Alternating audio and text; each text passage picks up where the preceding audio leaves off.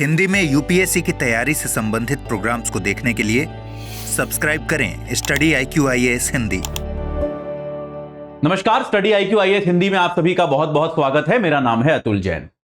आज हम चर्चा करेंगे इकोनॉमिक्स से जुड़े हुए एक ऐसे कॉन्सेप्ट की जो हम सबके दिमाग में आता है, या फिर एक ऐसी बात की जो हम सबके दिमाग में आता है, लेकिन जब भी हम उसका आंसर ढूंढने जाते हैं तो कई बार हम तकनीकी जद्दोजहद में उलझ जाते हैं।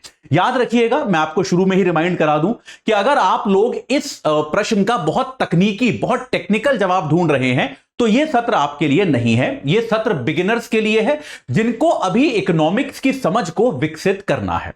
तो आज हम बात करने वाले हैं गरीबी के बारे में। तो आज हम यह चर्चा करेंगे, मेरे ख्याल से गरीबी ऐसा कॉन्सेप्ट है, गरीबी एक ऐसा शब्द है जिससे आप सभी परिचित होंगे। आप सभी कम से कम गरीबी क्या होती है उसकी तथ्यात्मक परिभाषा तो जानते ही होंगे। अब यहां पर मैं आपको एग्जैक्ट परिभाषा नहीं दूंगा कि कितने रुपए से कम कमाने वाले को या कितनी कैलोरी से कम भोजन खाने वाले को हम गरीब कहते हैं। वो सब चीजें हम मेन इकोनॉमिक्स में पढ़ेंगे। लेकिन एक सवाल जो हमारे दिमाग में बार बार आता है, क्योंकि हमको पता है कि भारत में बहुत सारे लोग गरीब हैं। हम सब जब भी सड़कों से गुजरते हैं, कहीं से गुजरते हैं, हमको आमतौर पर गरीब लोग दिखाई देते हैं। एक सवाल जो बार बार आता है वो ये है कि क्या विकसित देशों में भी लोग गरीब हैं? क्या धनी देशों में भी लोग गरीब हैं? और अगर हैं तो ऐसा क्यों है? भाई, अगर हमारी जो गरीबी की मूल समझ है वो क्या है कि भाई गरीब लोग वो हैं जिनके पास पर्याप्त संसाधन नहीं है।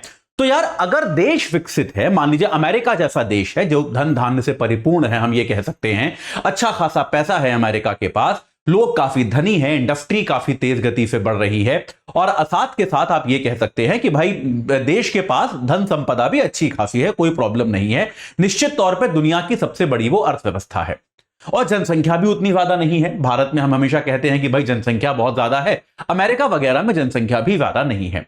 तो लॉजिकल कंक्लूजन जो है वो ये निकलता है कि नहीं निकलता कि यार अमेरिका में फिर गरीब कहां होंगे? अमेरिका में तो गरीब नहीं होने चाहिए। कि अगर ऐसा है कि भाई पैसा आपके पास पर्याप्त है, लोग आपके पास उतने ज्यादा नहीं है, और आपके पास जो है तमाम तरह की सुविधाएं आपने बनाकर रखी हैं, तो आपके यहां गरीबी क्यों होनी चाहिए? लेकिन आपको शायद यह जानकर हैरानी होगी कि 2022 के आंकड़े के हिसाब से अमेरिका में करीब 12.4% लोग जो हैं वो गरीब हैं। और पिछले एक साल में यह आंकड़ा तेजी से बढ़ा है, यानी कि करीब 5% के आसपास यह नंबर बढ़ा है। एक साल पहले यह करीब 7.5% था, अब यह नंबर 12.5% पहुंच गया है। तो अब आज हम यह सोचेंगे, आप और मैं साथ में, कि यार अमेरिका जैसा एक अमीर देश, एक धनवान देश जिसके पास पैसा है, संपत्ति है, संसाधन है, वहां पर लोग गरीब क्यों हैं? वहां पर लोग गरीब हैं तो क्यों हैं? और वहां की सरकार इस प्रॉब्लम को सॉल्व क्यों नहीं कर पा रही है? वो ऐसा क्यों नहीं कर पा रही है कि भाई सारे गरीब लोगों को कुछ पैसा वितरित कर दे, कुछ संसाधन वितरित कर दे, जिससे ये लोग गरीब ना रहें? क्या वहां की सरकार ऐसा कुछ कर सकती है? और अगर कर सकती है तो ये कैसे कर पाएगी? तो इस बात को हमें समझने की आवश्यकता है। तो यार देखिए, सबसे पहले गरीब कौन होता है मैं आपको फिर से बता दूं, बहुत तकनीकी परिभाषाओं में यहां पर आज हम नहीं जाएंगे। गरीब की हमारी समझ क्या होती है कि वो व्यक्ति जो अपनी मूलभूत आवश्यकताओं की पूर्ति ना कर पाए वो गरीब है। और याद रखिए, अब मूलभूत आवश्यकता ये नहीं है कि मेरे पास एक छोटी गाड़ी है पर मेरे को तो मर्सिडीज चाहिए। अगर आपके पास मर्सिडीज नहीं है लेकिन छोटी गाड़ी है तो आप गरीब नहीं हो। तो अपने, हो सकता है आपके सारे मित्रों के पास मर्सिडीज हो पर आपके पास नहीं है, तो उस दशा में भी आपको गरीब नहीं माना जाएगा। यह माना जाएगा कि आप अपने मित्रों की तुलना में कम पैसे कमाते हैं। लेकिन तब भी जो बेसिक आवश्यकता, ये तो हम सबको पता है ना यार, बेसिक आवश्यकता आदमी की क्या होती है कि आदमी को ढंग का संतुलित पौष्टिक खाना मिले, आदमी अपने बच्चों को शिक्षा और स्वास्थ्य दिला पाए। शिक्षा का मतलब भी ये नहीं कि वो देश के सबसे महंगे स्कूल में पढ़ा पाए, एक सामान्य ऐसा स्कूल जो बच्चों को स्किल सिखा पाए, बच्चों का भविष्य उज्जवल कर पाए, ऐसे स्कूल में पढ़ा पाए। स्वास्थ्य की अपने देखभाल कर पाए, अगर बीमार हो तो इलाज कराने की सुविधा उसके पास उपलब्ध हो, इतना यातायात का संसाधन उसके पास उपलब्ध हो। अगर उसको 10 किलोमीटर दूर जाना है तो वो यातायात के संसाधन को अफोर्ड कर पाए, भले ही वो बस हो या ट्रेन हो, जो भी हो उसको वो अफोर्ड कर पाए। और एक सामान्य सा जो रहन सहन होता है कि कभी कभार वो अपने मनोरंजन पे खर्च कर पाए, कभी कभार वो जो है अच्छा खाना खा पाए, इस तरह की चीजें आवश्यक है। याद रखिएगा, गरीबी की हमारी एक बड़ी बेसिक परिकल्पना होती थी कि जिसको 2 वक्त की रोटी मिल जाए वो व्यक्ति गरीब नहीं है। लेकिन नोबेल पुरस्कार विजेता जो अभिजीत बैनर्जी हैं, जो भारत के अर्थशास्त्री हैं अभिजीत बैनर्जी, उन्होंने एक बड़ी शानदार किताब लिखी है जिस पुअर इकोनॉमिक्स, उसमें वो ये बताते हैं कि कोई जरूरी नहीं है। जैसे एक अजम्पशन ये था कि आप किसी गरीब आदमी को अगर 1000 रुपए देंगे तो वो उससे राशन खरीदेगा, लेकिन अभिजीत बैनर्जी ने इस पर रिसर्च करी और पाया कि कई बार क्या होता है, वो व्यक्ति पिज्जा खाता है, कि वो व्यक्ति भी जीवन में लग्जरी चाहता है। हर व्यक्ति जीवन में फिल्में देखना चाहता है, मनोरंजन चाहता है। तो आपने देखा होगा कि कई बार आप देखेंगे कुछ ऐसे मासी सुपरस्टार्स होते हैं, रजनीकांत हो गए या सलमान खान हो गए, उनकी फिल्में देखने के लिए समाज का गरीब वर्ग जो है अपनी मेहनत की कमाई से भी पैसा खर्च करके जाता है, क्योंकि यह भी जीवन का आवश्यक हिस्सा है। तो गरीबी में क्या क्या शामिल किया जाना चाहिए, क्या नहीं, यह परिभाषा स्पष्ट नहीं है। अर्थशास्त्री कभी भी इस पर एकमत ना तो हो पाए हैं ना हो पाएंगे, लेकिन तब भी हमको करीब करीब अंदाजा है कि गरीब व्यक्ति कौन होता है, यह हम देख के समझ सकते हैं। तो देखिए, इस बात को समझिए कि अब यह सोचते हैं कि कोई व्यक्ति गरीब होता क्यों है, कि अगर भाई एक व्यक्ति है जो गरीब नहीं है और एक व्यक्ति है जो गरीब है, तो ऐसा क्या हुआ कि वो व्यक्ति गरीब हुआ। पहली चीज होती है पारिवारिक पृष्ठभूमि। सबसे महत्वपूर्ण चीज जो बहुत सारी चीजों को प्रभावित करती है वो है पारिवारिक पृष्ठभूमि।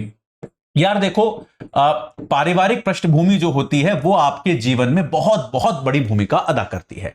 यार अगर आपका परिवार संपन्न था, समृद्ध है, तो वो आपको एक अच्छी शिक्षा दे पाएगा, वो आपको सही आहार दे पाएगा, वो आपको बीमारियों से सुरक्षित रख पाएगा, वो आपको एक ऐसा परवरिश देगा, एक ऐसा माहौल देगा कि आप जो है जीवन में अच्छा कर पाओगे। जैसा शायद हम में से सबके साथ हुआ है, मेरे साथ हुआ है कि मैं जिस परिवार में पैदा हुआ उस परिवार में लोग पढ़े लिखे थे, उन लोगों को शिक्षा का महत्व मालूम था, उन लोगों ने मेरे खाने पीने पर ध्यान दिया, मेरे स्वास्थ्य पर ध्यान दिया, मेरी पढ़ाई पर ध्यान दिया और मैं जीवन में ठीक ठाक कर गया। ठीक है, अगर मैं ही किसी ऐसे परिवार में पैदा होता जहां पर ना तो मेरे स्वास्थ्य पर ध्यान दिया जाता, ना पढ़ाई पर, ना खाने पीने पर, तो शायद मैं जीवन में जो भी कर पाया हूं थोड़ा बहुत वो शायद ना कर पाता। यह बात हम सभी जानते हैं, पारिवारिक पृष्ठभूमि एक बहुत बड़ा आधार है।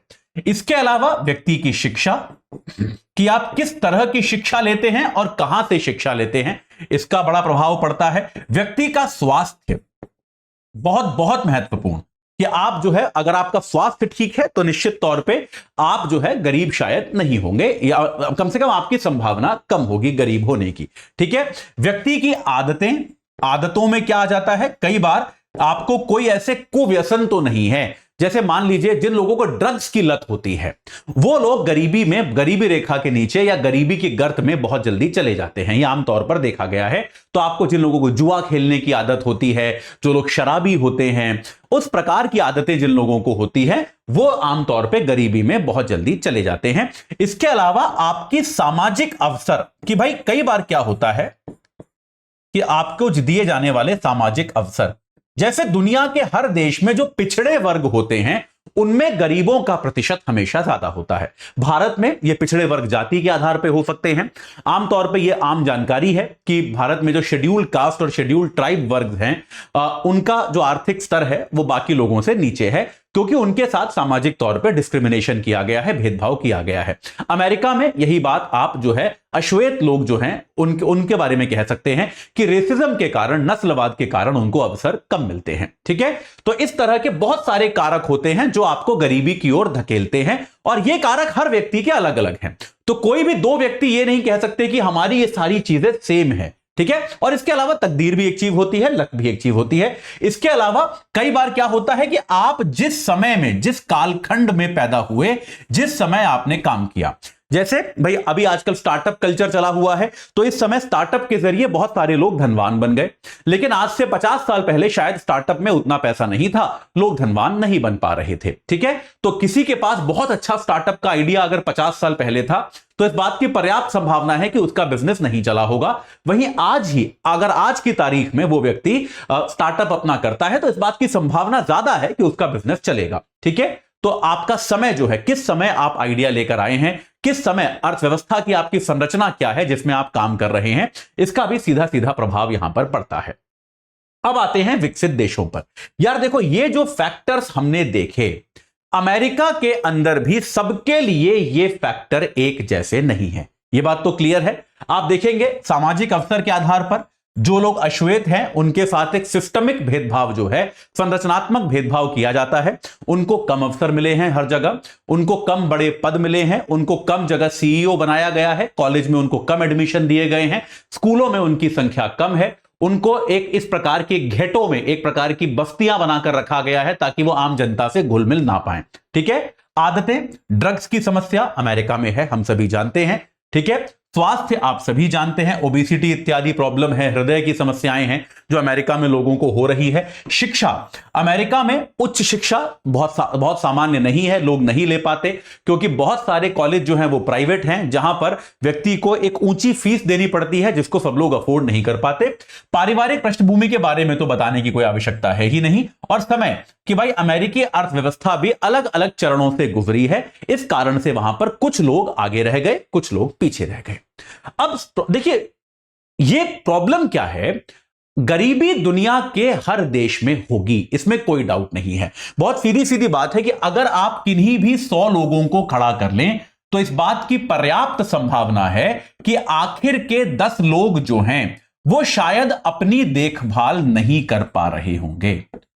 और शायद देखा जाए तो सरकार की एक बहुत बड़ी भूमिका यह भी होती है कि इन आखिरी 10 लोगों की देखभाल के लिए, बाकी 90 जो है वो अपनी देखभाल शायद खुद कर पाएंगे, लेकिन जो आखिरी 10 लोग हैं इनकी देखभाल के लिए आपको सरकार की आवश्यकता होगी कि सरकार को इनको शायद मुफ्त सुविधाएं देनी पड़ेंगी, इनको मुफ्त शिक्षा देनी पड़ेगी, मुफ्त राशन देना पड़ेगा, मुफ्त में घर देना पड़ेगा, या जो भी और सुविधाएं सरकारें दे सकती हैं वो सारी चीजें सरकारों को आमतौर पे इन लोगों को देनी पड़ेंगी। ये एकदम बेसिक रूल है कि कहीं पर भी आप घर परिवार में भी होता है कि नहीं होता है कि आप मान लो आपके परिवार में आपके 10 कजन्स हैं, आपके 10 चचेरे भाई बहन हैं, 10 एक जैसे तो नहीं होंगे ना यार। कुछ लोग जीवन में बहुत अच्छा कर रहे होंगे, कुछ लोग बहुत खराब कर रहे होंगे।